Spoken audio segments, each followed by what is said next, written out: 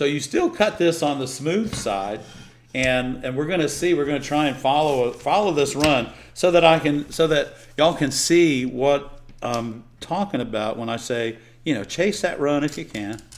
So what we're going to do first is we're going to depress the head, and then we're just going to run this up here. Now the glass doesn't cut any different because it's iridized, okay? So let me get out the right tools here. So these are my mini runners by Lepinet. These are the runners that we have on our website. And then these are the upgraded Lepinet grousing pliers. So let's see if we can start this run. Let's get it right here where we can see it without running it all the way through. And we did. Okay, so I'm going to tilt that up. And now we see the run. It's just right there. That's all that is. So maybe we can take this and we can pull down a little bit more and we can watch that run, maybe. Let me see. Nope, it ran all the way out. And that's what it's going to do. Probably because I'm using my grousing pliers. And the fact that that score was almost straight. It was almost straight. So let's take out some deeper curves. And we're just like, there we go, just turning this around. Okay, so now I've come in and out and in and out. And that is not, guys, your running pliers will not go around this and go back down and come out. It just won't happen. So this will be easy for us to start. You can see that I'm putting my fingers underneath of it. I've got the balance is right here in this hand. Here we go. Just like that. Here we go. Now this you don't have to worry about. And I'm squeezing this and it's not going, that's it. That's as far as it's going to go is right there. And I'm squeezing it pretty diligently. So I'm going to come back to the other side and we're going to go again. Now watch, it's probably only going to run to about right there. Here we go.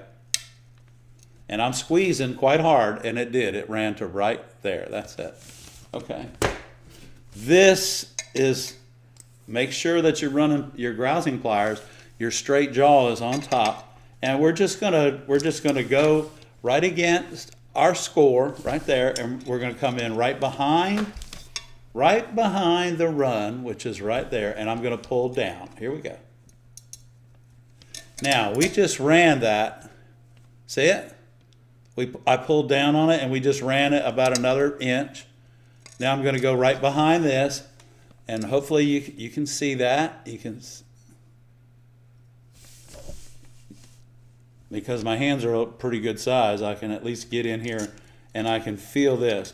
Remember guys, don't get in front of the run. Stay behind it. Get your finger underneath of it and pull down.